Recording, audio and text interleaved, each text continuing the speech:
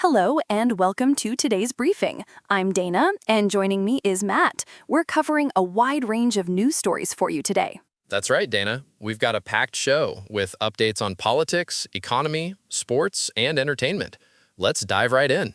The latest from the political front is that President Trump has canceled a bipartisan housing bill signing ceremony to pressure Senate Republicans on the Save America Act voting requirements.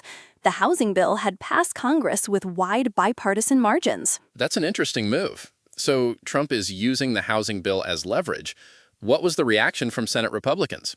The reporting suggests that Senate Republicans are frustrated with Trump's diversions from the GOP agenda. He's been pressuring them to focus on his proof of citizenship voting bill, which has caused friction. I see. And there's been a judicial development related to that proof of citizenship requirement. What happened there?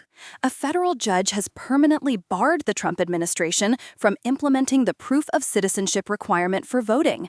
This decision converts a preliminary injunction into a permanent ban. That's significant. So the judge's ruling essentially stops Trump's plan to require documentary proof of citizenship when registering to vote. Exactly. The judge's decision is a setback for Trump's efforts to change voting requirements. Let's stay on the political front. What's the latest on Trump's meeting with Senate Republicans? Trump is heading to Capitol Hill to meet with Republican senators who are increasingly frustrated with his diversions from the GOP agenda. This comes after he canceled the housing bill signing ceremony. So there's tension between Trump and Senate Republicans. How might this meeting play out? It's likely to be a tense discussion. Trump wants Senate Republicans to prioritize his voting bill, while they may be more focused on other GOP priorities ahead of the midterm elections. That ties into another story about Trump's criticism of the Senate's War Powers vote on Iran. What did he say exactly? Trump called the Senate's War Powers resolution vote poorly timed and meaningless. The Senate voted to halt Iran war actions, rebuking Trump's approach. So Trump is pushing back against the Senate's move. What's the broader context here? The Senate's vote is part of a larger debate about Trump's authority to conduct military actions without congressional approval. This resolution instructs him to cease military actions against Iran. I understand. On a related note, there's been an international development regarding Iran. What's the story there? Iran has invited Indian Prime Minister Narendra Modi to attend Ayatollah Ali Khamenei's funeral ceremonies scheduled from July 4th to July 9th. That's an interesting diplomatic gesture. What does it signify? It suggests a level of diplomatic engagement between Iran and India. The funeral is a significant event, and Iran's invitation indicates a desire to maintain or strengthen ties with India. Let's shift gears to the economy. What's the latest on the Forever Chemicals case involving Chemours? The Trump administration has reached a $450 million settlement with Chemours over illegal discharges of synthetic forever chemicals. This is the first federal settlement to resolve enforcement claims against a major manufacturer of these chemicals. That's a significant development. What are forever chemicals and why are they a concern? Forever chemicals are synthetic chemicals used in products like nonstick cookware and firefighting foam. They're called forever because they don't break down easily in the environment, posing long-term health risks. I see. And there's another economic story about gas stations in California. What's that about? A lawsuit alleges that gas stations in California are using AI-powered software to collude and drive up fuel prices. This software allows them to coordinate pricing strategies. That's a serious antitrust allegation. Which companies are involved? The lawsuit targets companies like Marathon and Circle K, alleging they used AI-enabled software called Calibrate to inflate fuel prices. Okay, got it. On a more positive economic note, what's the update on the banking system's stress test? All 32 of the nation's biggest banks have passed the Federal Reserve's annual stress test, indicating the banking system is healthy even under severe economic conditions. That's reassuring. What does passing the stress test mean exactly? It means these banks have enough capital to withstand a major economic downturn. The stress test simulates extreme economic scenarios to assess their resilience. Let's move to sports. What's new with the World Cup? England and Ghana played to a 0-0 draw at the World Cup. England dominated possession but failed to score despite several late opportunities. So it was a tense match. How does this result affect their standings? Both teams won their opening matches, so this draw earns them a point. They still need to secure a spot in the next round. Okay.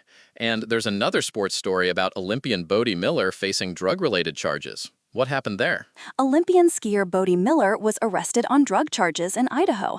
He's pleaded not guilty to misdemeanor drug charges. I see. What are the details of the charges? Miller was charged with possessing controlled substances. He claims the drugs weren't his, suggesting they belonged to a friend. Let's switch to entertainment. What's new with the movie Cocktail 2? Cocktail 2, starring Shahid Kapoor, Kriti Sanon, and Rashmika Mandanna, has crossed the Rs60 crore mark in India within 5 days.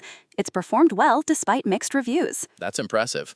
How does its box office performance compare to expectations? The film has grossed 95 crore worldwide, including Rs 22.25 crore from overseas markets. While it's considered average for its budget, the opening weekend was strong. Okay. And there's another entertainment story about a new trailer for Practical Magic 2. What's the buzz around that? The trailer for Practical Magic 2 has been released, featuring Sandra Bullock and Nicole Kidman reprising their roles as the Owen sisters. The sequel is set to release in September. That sounds exciting. What is the trailer hinting at? The trailer suggests a complex plot involving curses and the challenges faced by the Owen sisters. It also introduces new characters like Joey King and Maisie Williams. Okay. On the TV front, what's airing on Nick Jr. and Comedy Central HD? Peppa Pig is airing on Nick Jr. with episodes like Baby Names and Pizza at various times. That's cute. And on Comedy Central HD? Friends is airing on Comedy Central HD with episodes like the one after Joey and Rachel kiss and the one with Ross's Grant at different times. All right. Let's wrap up with some other news. What's the update on Camp Mystic in Texas? Camp Mystic, an all-girls Christian camp in Texas, has filed for Chapter 11 bankruptcy reorganization nearly a year after catastrophic floods killed 28 people there. That's a tragic reminder of the floods. What's the current situation with the camp? The camp has filed for bankruptcy, likely due to the significant financial impact of the floods and subsequent legal or settlement issues. I understand. And finally, what's the latest on the heat wave in Europe? Europe is experiencing a severe heat wave, with Italy placing 16 cities on its highest heat alert. The heat wave has caused disruptions, including power grid issues in France and school closures in Britain. That's concerning. How severe is the heat wave? The heat wave has shattered records and caused numerous deaths. It's expected to intensify further, with temperatures peaking between Sunday and Monday. All right. That's all for today's briefing. Thanks for joining us, Dana. Thanks, Matt. That's all for today's show. As we conclude, let's summarize the key points.